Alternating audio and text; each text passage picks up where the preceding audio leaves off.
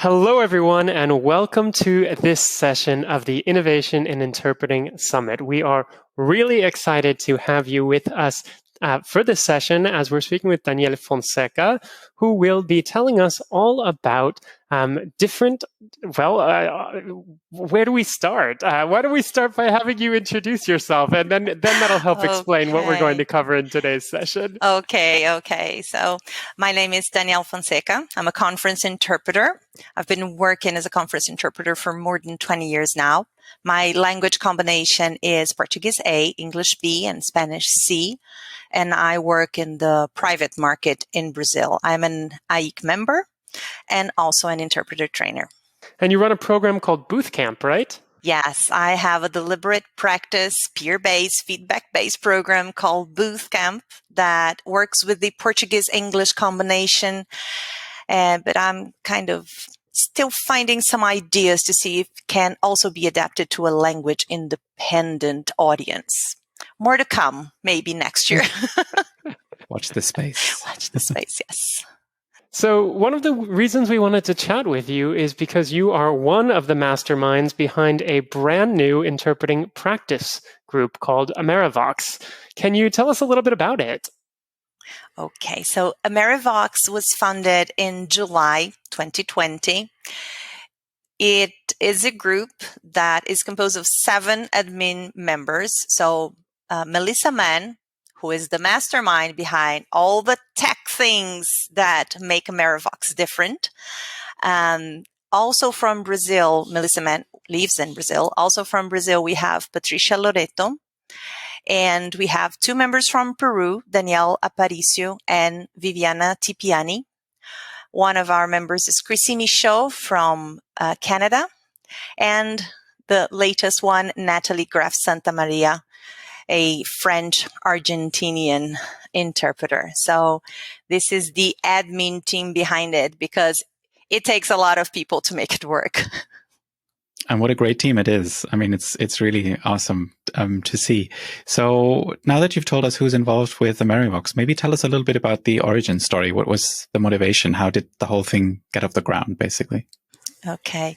So once the pandemic started, some of us started joining the online interpreting practice groups, IBPG, PIP sessions that were now conducted online. I've been following them for many, many years, just on Facebook, and I see that they have their face-to-face sessions. I envy that so much. And then all of a sudden they were online and we could actually attend the sessions that we wanted so much to. So Daniela Aparicio was one of these people. I started attending these groups too. I invited Patricia and other people from Brazil to attend those sessions as well. And then Danielle contacted me, Patricia contacted me, said, why don't we do something like that, but for the Americas? Because this is the middle of the afternoon on a working day for us here. So it's not exactly feasible sometimes. There are many, many sessions I couldn't participate in because I was working. So this is where this idea came from. We were inspired by the online interpreting practice groups that already existed, or they weren't online before, but they became online after the pandemic. Yeah. And since you had this inspiration, I guess, or were motivated by the existing groups already and their move online, was there some kind of collaboration with them? Is there some kind of a recipe maybe that exists to get a practice group off the ground in a remote format? Oh, yeah. That was the first thing we did. We contacted them and asked if they could meet with us and give us some advice, even right at the beginning, even before we launch any session. So please tell us what works and what doesn't work so that we don't make the same mistakes, right? We can make new mistakes, but not the same mistakes. And they did. They were very, very generous. So we met with Federica, with Arnaud and other team members, and they were very, very generous. And out of everything they said, what do we want to implement? What will make sense in our environment? Well, first we decided to go for the Americas. At first, the idea was like Brazil, then South America, then why not the whole continent, right? crazy thing. And this is why we came up with the 4 languages. So these are the 4 main languages of the continent. This is why we work with Spanish, English, Portuguese, and French.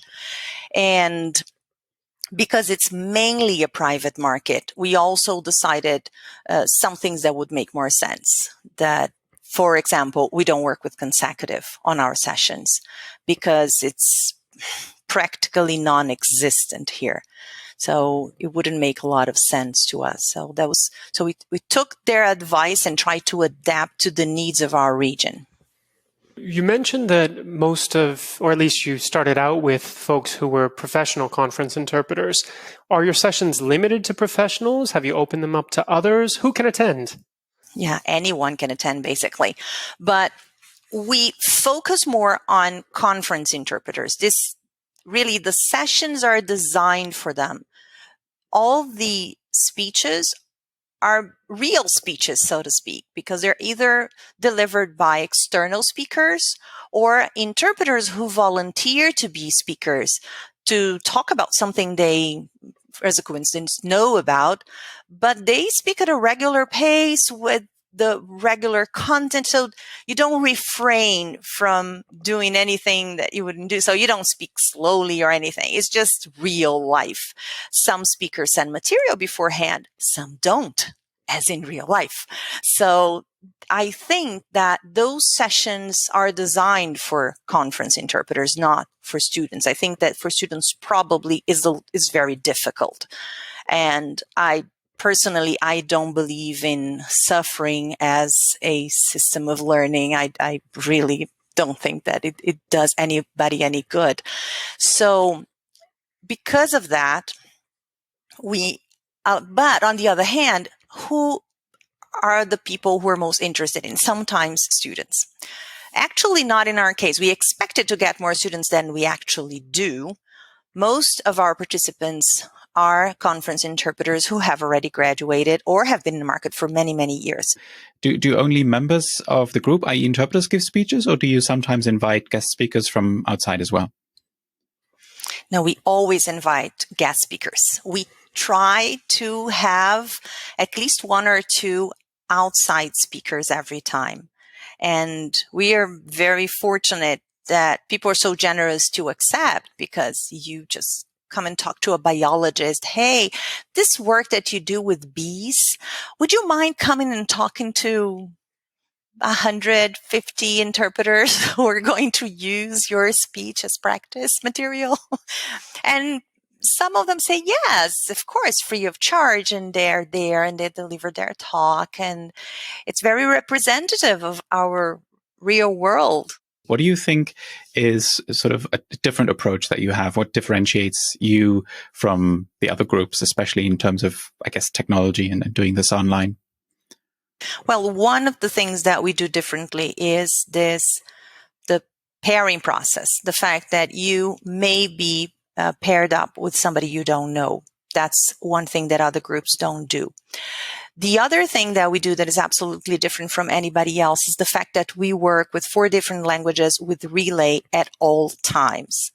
So there are 4 speeches in every session. Each of these speech is in a different language, either Portuguese, English, Spanish, or French. So if the talk is being delivered in Portuguese, there is going to be relay into Spanish, English, and French. So if you don't speak Portuguese, you still can do any of these speeches. You can interpret them because you can listen to the original or you can listen to relay, which leads us to our volunteer interpreters. Sessions can only run because interpreters are very generous and they accept our invitation to be a volunteer interpreter. Each session requires 18 volunteer interpreters. So it's hard work. And it's not a lot of work for each individual interpreter, but with that, we can provide really excellent interpretation to those who will use that to produce their own rendition of that original speech. That's really fascinating. That's completely different. And just a follow-up question, on a technical level, how do you sort out the relay? How does it work? Well, that came from the mastermind. Melissa Mann came up with this idea, and it took us a while to understand exactly what do you mean by that? And we've been working on Zoom for quite a while, so we knew how the interpretation features in Zoom work, and then, yeah, we can do that. But to do that, actually, is just all you need to do is to set up a Zoom meeting with the 4 channels of interpreting with these 4 languages, and that's it. And then on the day of the meeting, there is one person who is an interpreter, a signer. We have different roles throughout the meeting. All 7 of us do something throughout the meeting. So there are people who are moderators, people who take care of sharing slides and letting people in. We call this role the bouncer. And we have things like that. So, and we need to assign and deassign interpreters all the time, because for each session, there are different interpreters who are going to work with that. So that's the technical part of it, which is interesting for interpreters too. Some people are not used to that. For some reason, sometimes they work with Zoom, but they've never worked with Relay, or they don't need to work with Relay because all interpreters, the volunteer interpreters, work from the original because they always go into their A language. But still, some of them were not so familiar with the tool and getting to know what's going on. So it's an interesting challenge to some of them as well. So are people using a second device to listen to the relay? Is that how they're doing it? Yeah, the only interpreters whose voice you can hear are the volunteer interpreters, those 18 interpreters. Those are the ones that any of us can listen to. The participants, the other interpreters who are participants, we never get to listen to anything they say. So they work with their partner usually on a second device, and they can just listen to each other while they are working. Not necessarily, not necessarily, of course, a second device, or at least a second program. Because if you use Whereby, you can do that on the same device. You don't need to do it separately. That's very, very interesting indeed. And since we're talking about sort of the practical aspects of this, if people were to ask you for, let's say, 3 tips for online interpreting practice, what would your sort of 3 top tips be? The very first one is you have to have a goal to be there. You just don't show up to an interpreting practice group just because otherwise it won't benefit from it. It will be just, okay, just another talk in my life. I'm just not being paid to interpret that. That's it. But if you have a goal, if you know exactly what you want to look into, and you tell your partner, this is what I don't quite know if I'm doing right, or I feel that I have difficulties in this or that. Would you pay attention to this particular bit and to see whether it is okay, or do you have any tips or things that I need to improve? So having a goal is crucial. 1, 2 at most, not everything, because otherwise it's also impossible. And it's always good to have goals that are more related to the interpreting practice, because what I believe is that sometimes we interpreters get distracted by words. So we are interpreting and we can remember a word and we get stuck or something and say, oh my God, I know nothing about finance. Finance is a problem. Okay, maybe finance is a problem, and maybe you need to study more finance before your assignments. But for an interpreting group practice, that's not so important.